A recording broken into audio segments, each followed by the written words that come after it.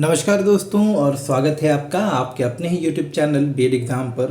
और दोस्तों पिछले कुछ दिनों से मैं लगातार आपके एग्ज़ाम जो कि बहुत ही संभावित है कि जो आपके एग्ज़ाम जो हैं दिसंबर 15 से 20 के आसपास होने की पूरी संभावना है, तो उसको ध्यान में रखते हुए आपके जो बीएड थर्ड सेमेस्टर का एग्ज़ामिनेशन है उससे लेकर कुछ महत्वपूर्ण प्रश्न मैं आपके साथ में डिस्कस कर रहा हूँ। ये जो भी प्रश्न मैंने अभी डिस्कस किए हैं ये सारे ही प्रश्न आपके प्रीवियस ईयर में पूछे गए हैं और इस बार भी आने की पूरी संभावनाएं हैं।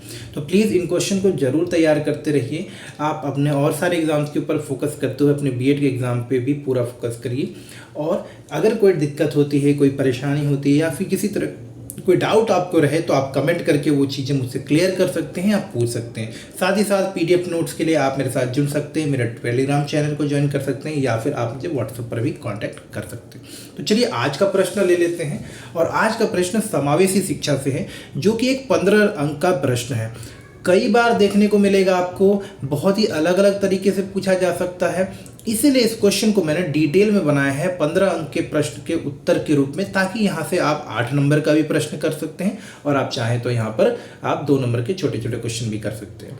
तो आप अपनी ज़रूरत के अनुसार यहाँ पे जो कंटेंट में शेयर कर रहा हूँ इसे आप इस्तेमाल कर सकते हैं। आप कहीं भी पढ़ रहे हो, किसी भी यूनिवर्सिटी में, ये प्रश्न आपको समावेशी शिक्षा के अंतर्गत देखने को मिलेगा। तो प्रश्न क्या है?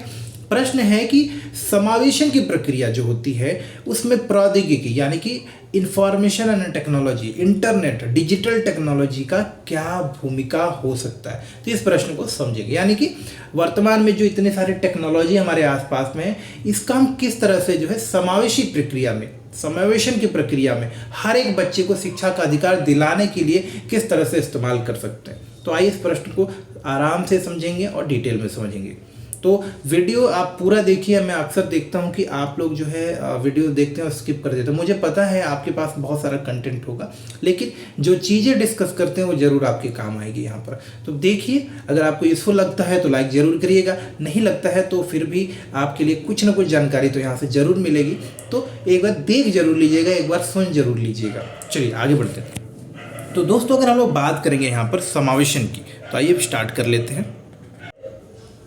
तो दोस्तों अगर बात करते हैं समावेशन की, तो सबसे इम्पॉर्टेंट बात है कि जो प्रौद्योगिकी, यानी कि अगर हम यहाँ पर मैं प्रौद्योगिकी समझ लीजिए आईसीटी की बात कर रहा हूँ, तो इंफॉर्मेशन और कम्युनिकेशन यानी सूचना और प्रौद्योगिकी की जो विभिन्न यंत्र हैं, विभिन्न सुविधाएं उपलब्ध है, चाहे वो इंटरनेट की बात करते हैं या इंटरनेट संबंधित जो अलग अलग उपकरण हैं, इस तरह की जो चीज़ें होती हैं, इनके प्रयोग से कहीं ना कहीं आप शिक्षा को और पूरी शिक्षा प्रणाली को जो है एक तरह से आप जो है ज़्यादा प्रभावशाली और ज़्यादा ही जो है सुलभ बना सकते हैं। तो मतलब क्या कर सकते हैं कि इससे समावेशन की प्रक्रिया से सबसे अच्छी बात जो है समावेशन की प्रक्रिया में आईटी जो है सबके लिए उपलब्ध है। यानी कि ये जो इंटरनेट है, ये इसकी जो उपलब्धता है, यानी कि इंटरनेट किसको मिलेगा, इस पर इस बात का कोई फर्क नहीं पड़ता कि व्यक्ति शारीरिक मानसिक रूप से किस प्रकार का है, देश के किस हिस्से में रहता है, किस जाति किस धर्म का है। तो इंटरनेट का जो यूज़ है, इंटरनेट के जो इस्तेमाल करने का जो अधिकार है,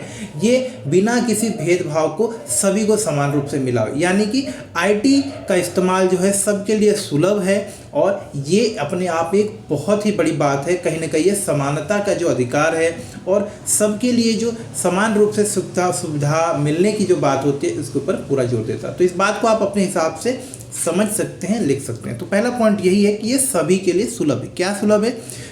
प्रौद्योगिकी, आईटी की जो भी आईसीटी के जो भी टूल्स होते हैं, आईसीटी के अंतर्गत जो भी सुविधाएं आती हैं, वो सबके लिए सुलभ है। तो पहला पॉइंट हमारा यही था कि आईसीटी के जो टूल्स हैं वो सबके लिए सुलभ है। चलिए आगे देखेंगे। दूसरा, आवश्यकता और ज़रूरत के अनुसार इनका उपयोग किया जा सकता है। आवश्यकता और आवश्यकता लिख गया है यहाँ। आवश्यकता और ज़रूरत जो होता है कि हमारे आवश्यकता और ज़रूरत का मतलब कि परिस्थिति के अनुसार किसको चाहिए, क्यों चाहिए, इस तरह की सिचुएशन में भी, जो इस तरह की परिस्थिति के अनुसार जो है आईटी का इस्तेमाल किया जा सकता है। उदाहरण के लिए मैं आपको बताऊं तो अगर एक मेधावी छात्र है, तो मेधावी छात्र जो है आईटी के इस्तेमाल से, इंटरनेट के इस्तेमाल से वो अपने रिसर्च में, अपनी हायर स्टडीज़ में या फिर अपने लिए कुछ विशेष ज्ञान, कुछ एक्स्ट्रा चीज़ें सीखने समझने के लिए जो इंटरनेट का इस्तेमाल कर सकता है। वहीं पर एक ऐसा बच्चा जो मानसिक रूप से कहीं मंद गति से विकसित हो रहा है, या ऐसा बच्चा जो कि देख नहीं पाता, ठीक से लिख नहीं पाता, चलने फिरने में परेशानी है, शारीरिक रूप से विकलांग,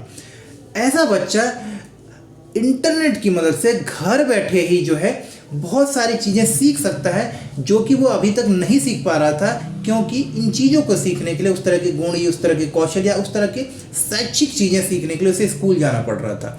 तो कहीं ना कहीं आईटी का इस्तेमाल जो है, इंफॉर्मेशन एंड कम्युनिकेशन टेक्नोलॉजी और उससे जुड़े यंत्र, इक्विपमेंट, असिस्टिव डिवाइसेस, इनका जो इस्तेमाल होता है ये कहीं ना कहीं व्यक्ति जो है अपनी आवश्यकता अनुसार करता है। तो दूसरा पॉइंट यही है कि अपनी आवश्यकता और परिस्थिति के अनुसार आप उपयोग कर सकते हैं। आगे बढ़ेंगे। किसी भी कारक के आधार पर इसके उपयोग में कोई बाधा नहीं होती है, चाहे वो सामाजिक, आर्थिक, भौतिक या जाति या नस्ल का, यानी किसी भी आधार पर हम इसके उपयोग से किसी को रोक नहीं सकते, किसी भी आधार पर इस व्यक्ति को हम अंतर नहीं कर सकते कि आप नहीं इस्तेमाल कर सकते और आप इस्तेमाल कर सकते हैं। तो कोई भेदभाव नहीं है, कोई बायस नहीं है, कोई अंतर नहीं होता है इसके इस्तेमाल में। चलिए आगे बढ़ते हैं थोड़ा और। आईटी या आईसीटी बोल सकते हैं यहाँ पर। आईसीटी के इस्तेमाल से विशेष और विकलांग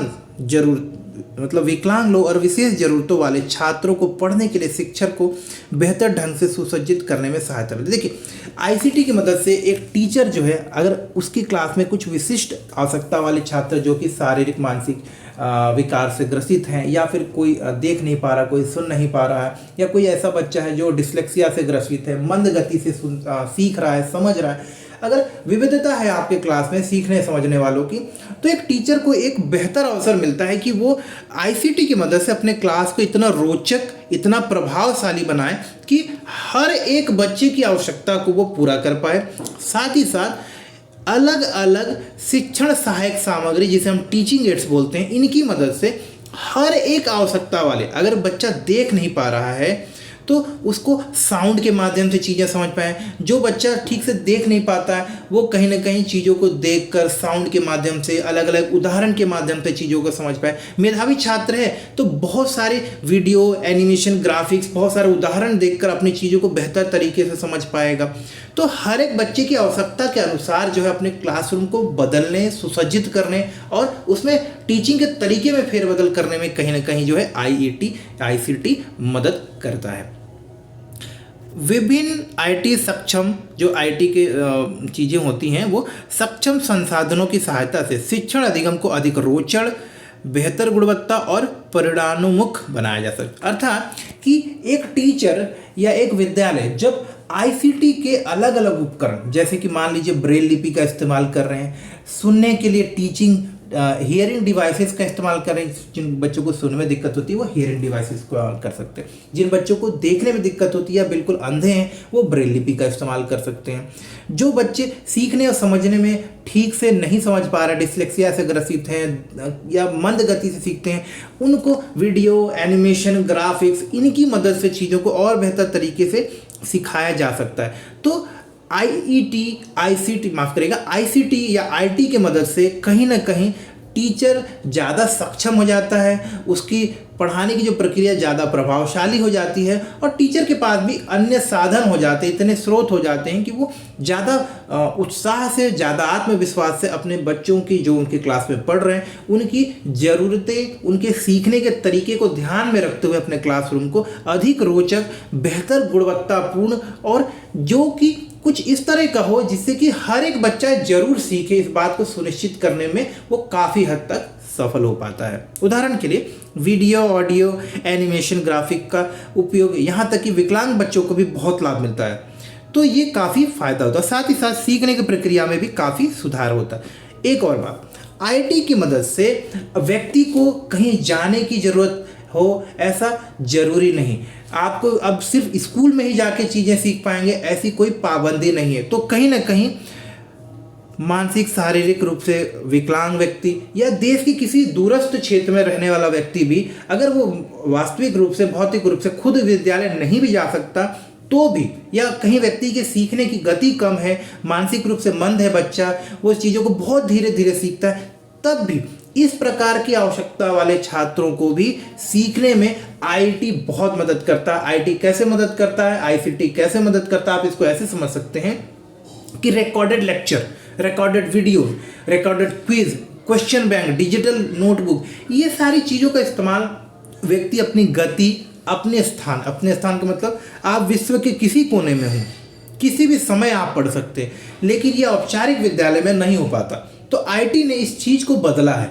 आईटी ने ये सुविधा उपलब्ध कराई है कि आप अपनी सुविधा अनुसार, अपनी गति से, जिस गति से आप सीखते हैं, जिस गति से आप पढ़ना चाहते हैं, हो सकता है कि विद्यालय में किसी पार्ट को, किसी चैप्टर को 1 सप्ताह में ख़त्म किया जा रहा हो, लेकिन आप चाहें तो इसी पार्ट को, उसी चैप्टर को 1 महीने में पढ़ लीजिए।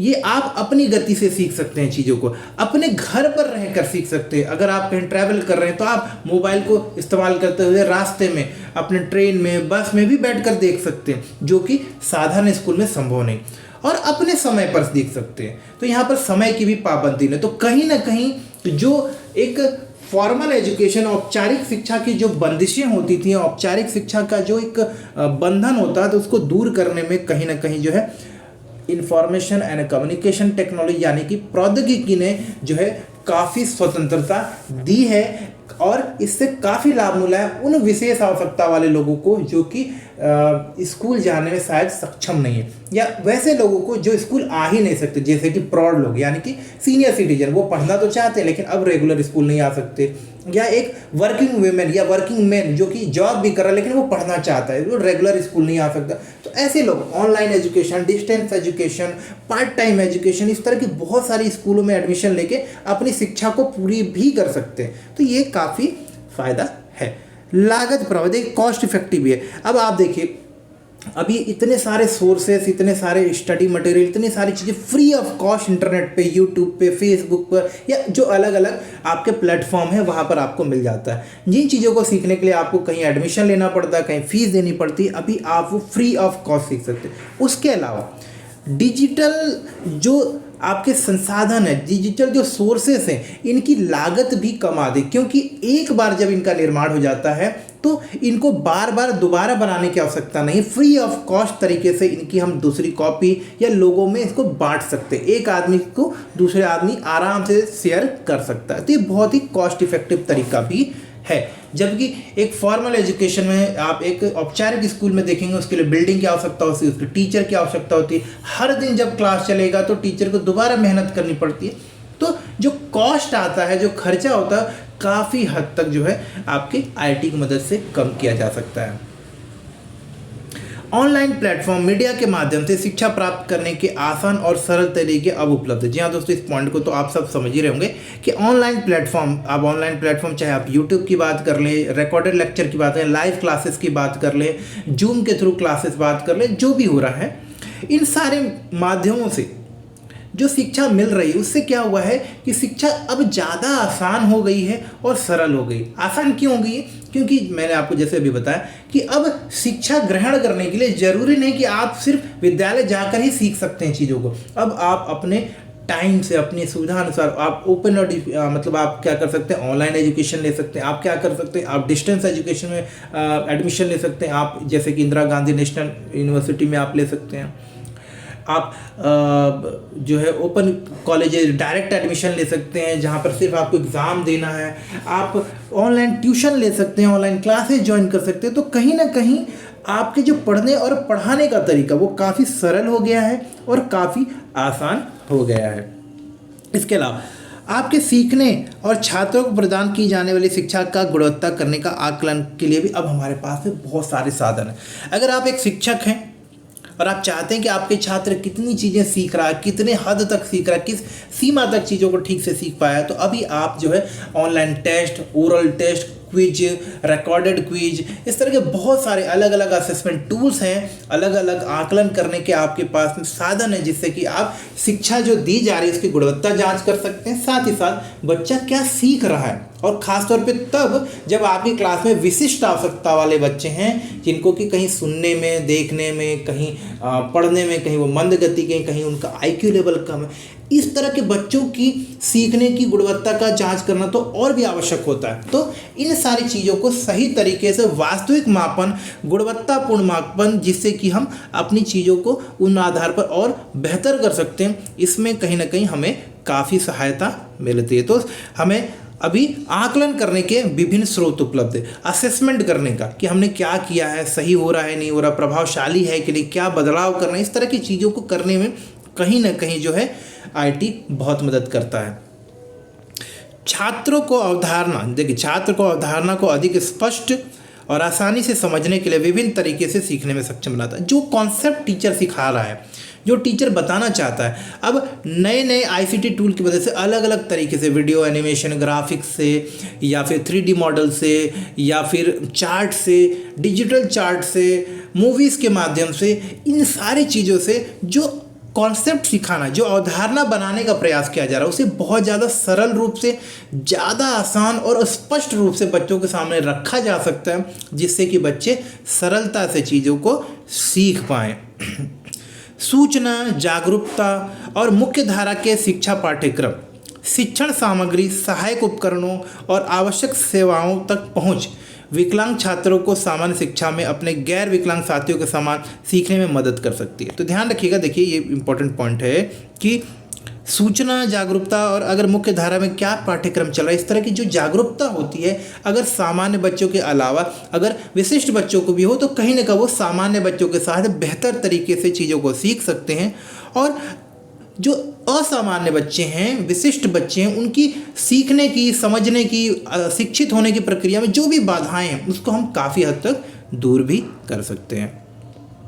देखिए विकलांगों के लिए सहायक तकनीक जैसे असिस्टेड डिवाइस, जैसे कि सुनने के लिए जो आप देखेंगे हियरिंग एड्स आते हैं, जो लोग अंधे हैं उनके लिए ब्रेल लिपि आता है, और जो लोग चल फिर नहीं पाते उनके लिए व्हील चेयर या फिर स्मार्ट बोर्ड, इस तरह की जो सुविधाएं उपलब्ध होती हैं जो कि आईटी इनेबल्ड ही होती है, यानी कि आईटी से ही वो संचालित की जाती हैं। ऐसी चीज़ें विकलांग लोगों के लिए काफ़ी सहायक होती हैं और उनको मुख्य धारा में, उनको भी शिक्षित करने में जो आवश्यकता होती है सहायता की, वो आवश्यक सहायता देती हैं। तो समावेशन की बाधा को दूर करने में काफ़ी हद तक हमें जो है मदद मिलती है। तो ये भी पॉइंट ऐड करेंगे।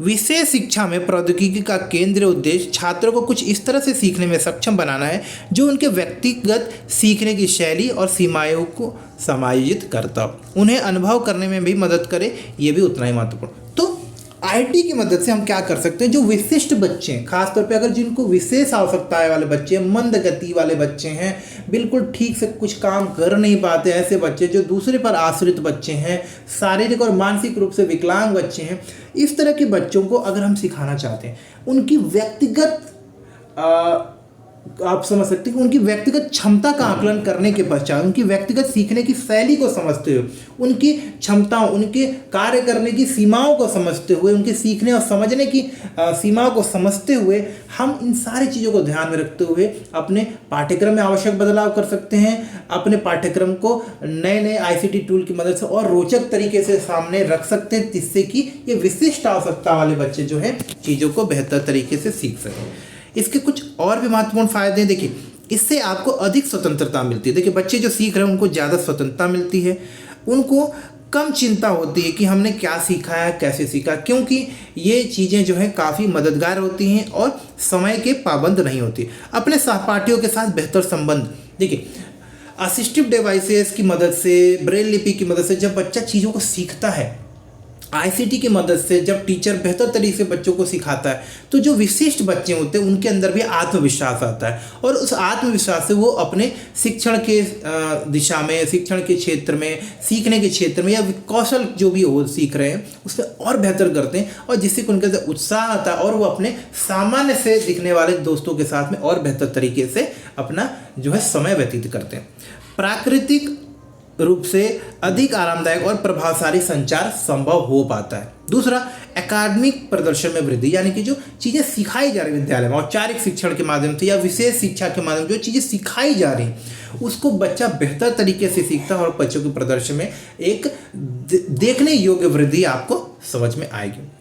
विशेष शैक्षिक आवश्यकताओं के लिए आईसीटी सहायता करता है। देखिए विशेष शिक्षा जैसे स्पेशल एजुकेशन में भी कहीं ना कहीं आईसीटी आपको मदद करता है।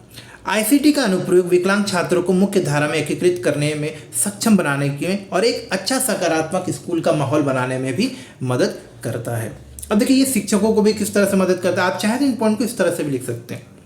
व्यक्तिगत शिक्षा के लिए ई लर्निंग वातावरण और उनकी क्षमताओं के बारे में जागरूक बनकर। देखिए, बच्चों की व्यक्तिगत आवश्यकताएं होती है, उनको बेहतर तरीके से समझने के लिए, उनके प्रति जागरूक होने के लिए, हर एक बच्चे की विशेष आवश्यकता को समझने के बाद हम क्या कर सकते हैं, इस तरह की चीज़ों के बारे में अपने आप को ज़्यादा जानकार बनाने में, ज़्यादा जागरूक बनाने में एक टीचर कहीं ना कहीं ICT यानी कि प्रौद्योगिकी का इस्तेमाल कर सकता है। इंटरनेट के माध्यम से, ई पेपर के माध्यम से, ई लर्निंग के माध्यम से अपने आप को ज़्यादा जागरूक और ज़्यादा आप समझा सकते हैं कि आप बोल सकते हैं कि अपने आप को ज़्यादा तैयार कर सकता है, ताकि वो विशेष आवश्यकता वाले बच्चों को यह सामान्य बच्चों के साथ पढ़ने में मदद कर पाए और समावेशन की प्रक्रिया को बेहतर कर पाए।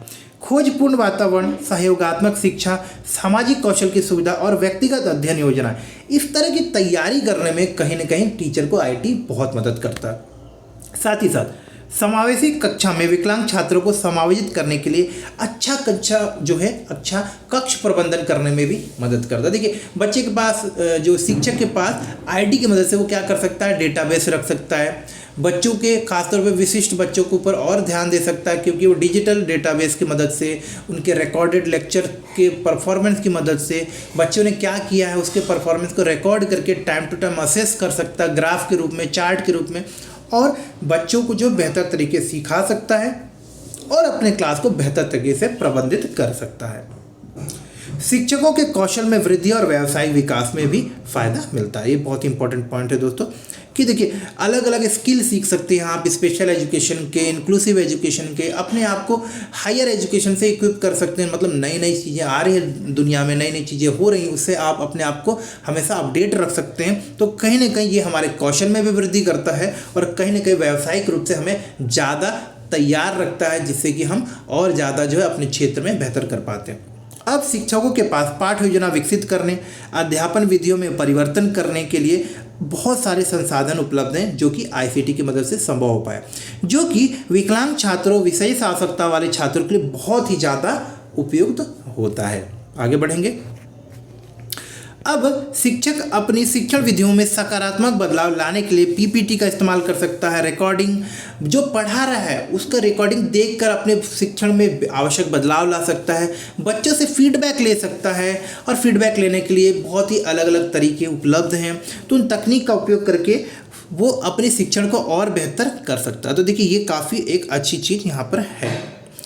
सोशल मीडिया प्लेटफॉर्म का उपयोग कर शिक्षक बच्चों से, उनके अभिभावकों से, उनके दोस्तों से, उनके रिश्तेदारों से संपर्क में हो सकता है, उनसे आवश्यक और ज़रूरी बातें समय समय पर पूछ सकता है और बच्चे के प्रदर्शन, उसके विकास के संबंध में, सीखने के संबंध में अपने बच्चों के माता पिता को जो है बेहतर तरीके से अपडेट कर सकता है, जिससे कि बच्चों, शिक्षक और माता पिता के बीच में एक सकारात्मक माहौल पैदा होता है, जो कि समावेशन की शिक्षा के लिए बहुत ही आवश्यक होती है। इसके अलावा शिक्षक और विशेष शिक्षक बच्चे के विकास को ट्रैक पर ला सकते। देखिए, अब इससे क्या होगा कि ICT की मदद से कहीं ना कहीं जो एक सामान्य क्लास का शिक्षक होता है, जो कक्ष शिक्षक होता है, उसके अलावा विशेष कक्षा वाले शिक्षक आपस में बेहतर तरीके से समायोजन कर सकते हैं, आपस में बेहतर तरीके से एक दूसरे की मदद कर सकते हैं, ताकि जो समावेशन की प्रक्रिया यानी कि जो विशेष बच्चों को सिखाने की प्रक्रिया है उसको और बेहतर ढंग से जो है लागू किया जा सके। शिक्षा सॉफ्टवेयर, देखिए बहुत सारे एजुकेशनल सॉफ्टवेयर आ गए हैं, शिक्षक को बेहतर तरीके से, यहाँ पे ध्यान दीजिए, बेहतर तरीके से काम करने में मदद करती हैं। इसलिए अब उन्हें पाठ योजना या ग्रेडिंग पेपर तैयार करने में घंटों और समय व्यतीत नहीं करना पड़ता और बहुत सारा पैसा भी खर्च अब नहीं करना पड़ता। इसके अलावा हम IT की मदद से संसार में जो हो रहे आवश्यक बदलाव है, नए नए बदलाव, उसके लिए अपने आप को तैयार भी कर सकते हैं। तो जैसा मैंने आपको पहले ही बताया कि IT की मदद से एक टीचर अपने आप को अपडेट रख सकता है, जिससे कि विश्व में हो रहे, समाज में हो रहे परिवर्तनों से वो अपने आप को परिचित रखता है और उसके अनुसार बच्चों को भी वो तैयार करता है। प्रौद्योगिकी स्पष्ट रूप से व्यक्तिगत छात्रों के लिए सीखने में सुधार कर सकती है, यानी कि छात्रों को व्यक्तिगत रूप से सीखने में मदद कर सकती है, लेकिन यह छात्रों और शिक्षकों को भी सहयोग को भी प्रोत्साहित कर। देखिए, व्यक्तिगत रूप से छात्रों को तो मदद करता ही करता है, लेकिन छात्र और शिक्षक के बीच में एक बहुत ही दोस्ताना माहौल बनाने में, बहुत ही सहयोगी माहौल बनाने में भी मदद करता है, क्योंकि जब बच्चा चीज़ों को ठीक से सीखेगा और टीचर उन चीज़ों को ठीक से सिखा पाएगा तो कहीं ना कहीं एक दूसरे के प्रति दोनों का जो है भरोसा जो होता है, एक दूसरे के प्रति जो आत्मविश्वास होता है, एक दूसरे के ऊपर जो हम भरोसा करते हैं वो बढ़ता है। और जब इस तरह की स्थिति होगी तो कहीं ना कहीं छात्र और शिक्षक के बीच में जो एक सीखने सिखाने का जो माहौल होता है वो सकारात्मक होगा। और इसका फायदा ये होगा कि समावेशन की जो प्रक्रिया है वो बहुत ही प्रभावशाली ढंग से संचालित हो पाएगी, यानी कि की जा सकती है। ऑनलाइन संसाधनों की उपलब्धता से छात्र के सीखने और प्रतिधारण करने में भी सुधार होता है। देखिए, ऑनलाइन संसाधन बहुत सारी चीज़ें, आप चीज़ों को बार बार रिकॉर्ड करके देख सकते हैं, डाउनलोड करके देख सकते हैं, पीपीटी, पीडीएफ, इस फॉर्मेट में जो चीज़ें उपलब्ध हैं, रिकॉर्डेड लेक्चर के रूप में उपलब्ध है, आप ऑनलाइन क्लासेस ले।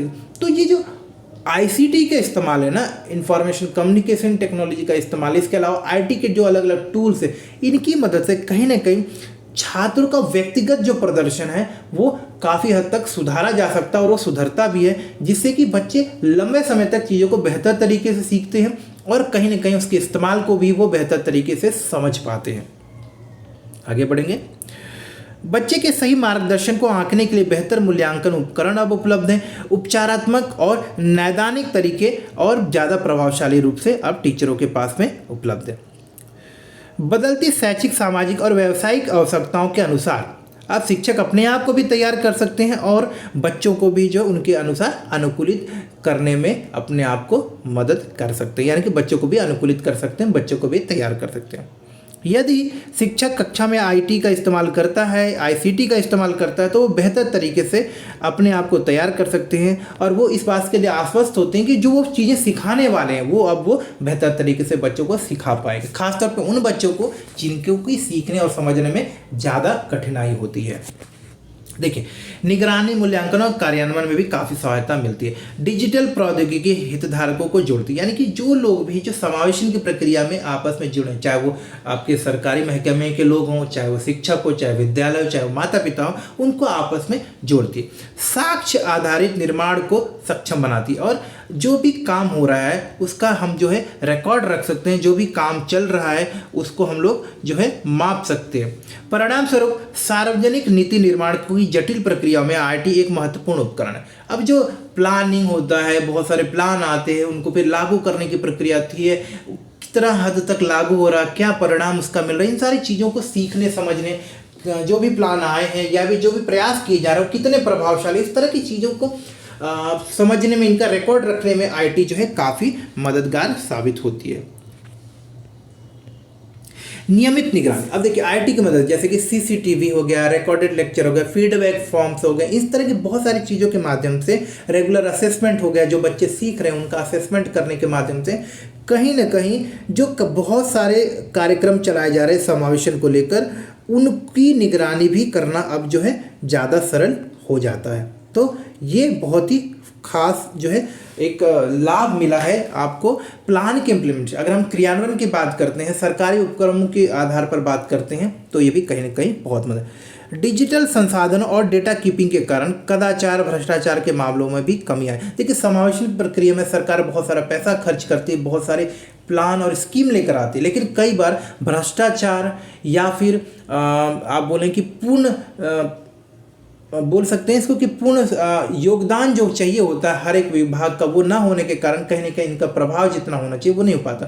तो इस तरह की घटनाओं को कम किया जा सकता है। इसके अलावा ग्राम पंचायत स्तर पर, वार्ड स्तर पर, नगर निगम स्तर पर, स्कूल, परिवार और समुदाय के सभी सदस्यों के स्तर पर समन्वय की जो एक भावना है उसको बेहतर किया जा सकता है। लोगों को ज़्यादा जागरूक किया जा सकता है। आईटी की मदद से लोगों को ज़्यादा समझाया जा सकता है कि समावेशन क्यों आवश्यक है। लोगों के योगदान को ज़्यादा से ज़्यादा बढ़ाया भी जा सकता है। देखिए, माता पिता के लिए भी बहुत उपयोगी। माता पिता के पास जो निकटतम उपलब्ध सेवाएं, अब देखिए अगर समावेशन की प्रक्रिया में बात करें तो माता पिता एक प्रमुख घटक होते हैं। तो समावेशन को लेकर जो विभिन्न योजनाएं चलाई जा रही, विभिन्न सुविधाएं, विभिन्न स्वास्थ्य संबंधी सेवाएं, विभिन्न असिस्टेड डिवाइसेज जो फ्री मिल रही हैं सरकार की तरफ से, एनजीओ की तरफ से, इस तरह की बहुत सारी जानकारी नहीं होती। तो आईटी की मदद से इंटरनेट पर जाकर, वेबसाइट्स पर जाकर, किसी एनजीओ को संपर्क करके, या फिर आप जो है यूट्यूब पर या बहुत सारे ऐसे प्लेटफॉर्म, यहाँ पर आप जाकर जो है कहीं ना कहीं इस तरह की सेवाओं के प्रति अपने आप को जागरूक कर सकते हैं, इस तरह की सेवाओं से अपने आप को परिचित करा सकते हैं। इसके अलावा माता पिता भी सही प्रकार से विशिष्ट बच्चों की देखभाल का कौशल सीख सकते हैं। इसके अलावा बाल विकास के बारे में अब ज़्यादा जागरूक हो सकते हैं। कई बार होता है कि माता पिताओं को भी विशिष्ट बच्चों की आवश्यकता के बारे में पता नहीं होता, विशिष्ट बच्चों का लालन पालन कैसे करना वो पता नहीं होता, विशिष्ट बच्चों की क्या आवश्यकताएं हो सकती है, माता पिता की क्या जिम्मेदारी हो सकती है, ये नहीं पता होता है। तो इस तरह की चीज़ों को सीखने समझने और इसको बेहतर तरीके से अपने बच्चों के साथ में जो है लागू करने में कहीं ना कहीं माता पिता की मदद हो जाती है। माता पिता में आत्मविश्वास बढ़ता है क्योंकि वे अपने बच्चे के प्रगति के प्रति ज़्यादा बेहतर ढंग से योगदान कर पाते हैं। साथ ही साथ वो इन चीज़ों को सीख भी पाते हैं, समझ भी पाते हैं और अपने बच्चे की प्रगति की निगरानी भी कर पाते हैं। आवश्यक अनुसार देखिए, आवश्यकता अनुसार माता पिता चाहें तो ऑनलाइन काउंसलिंग ले सकते हैं, मार्गदर्शन ले सकते हैं, या फिर जो भी आसपास में मदद उपलब्ध है, चाहे वो सरकार की तरफ से हो, स्वास्थ्य संबंधित सुविधाएं उपलब्ध हो, अस्पताल में, स्कूल में जो कार्यक्रम चलाए जाए, इन सारी चीज़ों की वो अपनी आवश्यकता अनुसार मदद ले सकते हैं, विशेषज्ञों के मार्गदर्शन ले सकते हैं। तो ये सारी चीज़ें IT की मदद से काफ़ी सरल हो गया है। विशेष बच्चों के लिए जो राज्य और केंद्र सरकार द्वारा जो चलाए जा रहे विभिन्न कार्यक्रम हैं, योजनाएं हैं, उनसे अपने आप को परिचित करा सकते हैं। और साथ ही साथ जो गैर सरकारी या सरकारी संगठनों द्वारा जो सुविधाएं उपलब्ध की गई हैं ऐसे बच्चों के लिए, विशिष्ट बच्चों के लिए, उसके बारे में माता पिता जो है जान सकते हैं और उनका लाभ उठाने के लिए यहाँ पर आ सकते हैं। तो कहीं ना कहीं जो जागरूकता का स्तर था, जो सोच में बदलाव की बात है, इसको लाने में, सोच में बदलाव लाने में और ज़्यादा बेहतर तरीके से मदद करने में, समावेशन की प्रक्रिया में IT ने एक बहुत ही महत्वपूर्ण कार्य के रूप में काम किया। तो दोस्तों, अगर ये वीडियो आपको अच्छा लगा हो तो लाइक करिएगा, और ये वीडियो आपका इंग्लिश में भी हमारे दूसरे चैनल पे उपलब्ध है जिसका लिंक मैं आपको डिस्क्रिप्शन पे दे दूँ।